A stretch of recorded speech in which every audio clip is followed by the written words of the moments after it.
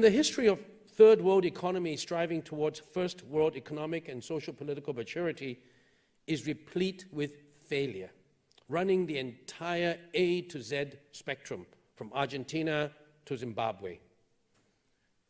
To achieve consistent economic growth with broad-based gains for its entire people has already been a rarely scaled hurdle. To maintain exemplary, transparent governance with an entrenched ethos of incorruptibility is even harder. The PAP has enabled Singapore to rise to the top of the list of successful, newly independent states with these two accomplishments. Its third challenge is not to just remain in power, nor to maintain its one-party dominance and deny the opposition its self-described role as a co-driver of the nation, but to do so in a manner which ensures that the party truly renews itself and retains its original vitality, vibrancy, and vigor. But if history is anything to go by, this last task will be very daunting. History has not been encouraging to political parties after 3 or 4 generations. Sustained periods of power breeds complacency and hubris, which are always the seeds of self-destruction. The PAP has been in power for 56 continuous years, starting from its victory in the 1959 Legislative Assembly elections. The longest continuously ruling party in a democratic nation is in Mexico, where the PRI, or Institutional Revolutionary Party, lasted for 71 continuous years before it lost control of government. What about the experience of other parties which founded nation-states? The Colorado Party of Paraguay lasted 61 years before it was ousted. The Israeli Labour Party ruled over 26 years of coalition governments before it also lost power. Near home in Asia, the record is even shorter. The Kuomintang of Taiwan, or the Republic of China, lasted 56 years before it was voted out. The Congress Party of India, which led its independence movement, lasted 49 continuous years. And the Liberal Democratic Party of post-war Japan governed for 38 years before it fell. The fact is, democratically elected ruling parties have generally floundered after about half a century to 3/4 of a century. They become corrupt, riven by internal strife, and eventually prompt a previously loyal electorate to vote them out. Ironically, however, an electoral loss often enables drastic internal reforms to occur and new reformers to gain control of the party. This new leadership, coupled with disillusionment with the opposition turned governing party, brings the founding party back to power, and a dynamic equilibrium comprising a multi-party pendulum becomes the norm. The present ruling parties in Taiwan, Japan, Korea, and Mexico are all versions of this same story. So this has been the historical trend. It is not to say that political precedents are as immutable as the laws of physics. In another 15 years, 2030, which is about 3 more elections away, the PAP will overtake the record of Mexico's PRI as the longest continuously ruling party. Now that, I think, is very likely to happen, as it has not exhibited the signs of moral exhaustion and the onset of decay which these other parties already reached by their middle age. PM Lee is still robust in his 60s, has an acute sense of the future of Singapore, and remains overwhelmingly popular. The PAP has openly signaled an intention to develop organizational renewal and bring in different types of leaders than in the past. And the most insidious feature of political longevity, corruption, has shown no signs of surfacing yet. But can this longevity stretch beyond 70 years to 80, to 90, to 100? If the PAP can buck the trends of history, it will have set a new paradigm of longevity.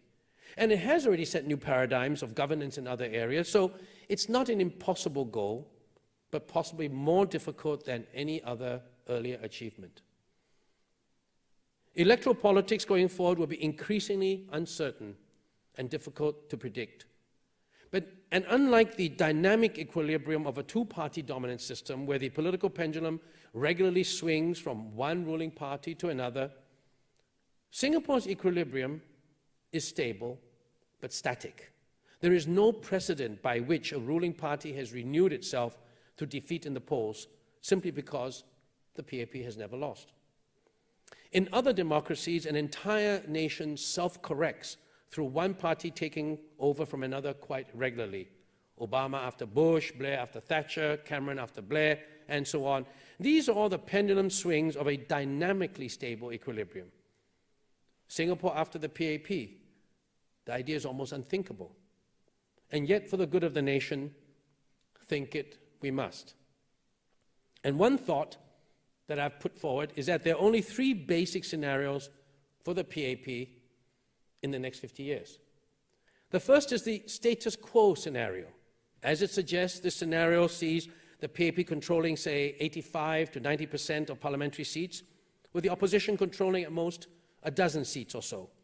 This is regardless of the popular vote, where support for the PAP has dropped in the last elections to a record low of 60% and may even decline further, because although the popular vote for the PAP has been declining, it is really control of parliamentary seats which really matters. The second is the dominant party scenario. The PAP remains control of an important two-thirds majority, or at the very least, an absolute majority of parliamentary seats. This is closer to the situation in Malaysia. Assuming that there are still around 90 to 100 seats in parliament, that means in a dominant party scenario, opposition parties will control around 30 to 50 seats, which is almost unimaginable today. And the third scenario is a two-party pendulum scenario. A single opposition party or coalition wins an election. Power then shifts between the PAP and the second major party in Singapore. This is pretty much the norm in all other developed liberal democracies. And of course, a variant to this is that the PAP splits and new coalitions form which alternate in winning elections. Now, these scenarios are quite obvious and commonsensical. It's the likelihood of these various scenarios occurring which might be controversial. So let me rate these probabilities into three categories: unlikely, possible, and likely. And let me divide the next 50 years into three sets of 15 years, with each set roughly comprising 3 elections or so. We can therefore create a matrix for the scenarios. The status quo scenario, where you have the first 15 years, it's possible, second 15 years, it's unlikely, and the third 15 years, in my view, it's unlikely that the status quo is going to remain. That means in the first scenario, my view is for the next 15 years, it's quite possible that the status quo will remain. The dominant party scenario, my view is that in the first 15 years, it's very likely. Second 15 years, possible. Third 15 years, possible. And the two-party pendulum scenario, first 15 years, unlikely. Second 15 years, possible. Third 15 years, likely. This is my pretense at trying to be a political scientist, because only when you create tables do you have some legitimacy as a political scientist. Otherwise, I wouldn't have done this. Basically, what does this say?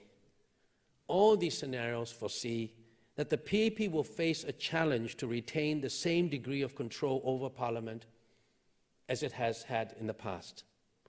And so long as a very popular current PM, Lee Hsien Loong, remains in control, not only as PM, but as SM or MM like his predecessors, it is very likely that the mantle of legitimacy can be extended to younger leaders. But even Mr. Lee, and I mean Mr. Lee Jr., Mr. Lee Hsien Loong, will be in his 80s by 3 more elections. The challenge will then be considerable from there on. And this is not actually a radical conclusion. Almost everyone I informally surveyed agreed with it broadly, but differed in their estimation as to how many years it would take before the PAP would lose an election, and how many terms it would stay out of power before bouncing back. Because history also shows that most founding political parties, after it loses, undergoes a period of drastic reform and bounces back. In fact, Mr. Lee Kuan Yew has himself publicly pointed out that the PAP will eventually lose an election, but he did not foresee a date or a cause. And it was in fact to mitigate what he considered the risks involved with this inevitable event, which he dubbed a freak election, that the elected presidency was created. But as the last presidential election showed, this controversial measure may well backfire and simply prove that the law of unintended consequences is actually very powerful.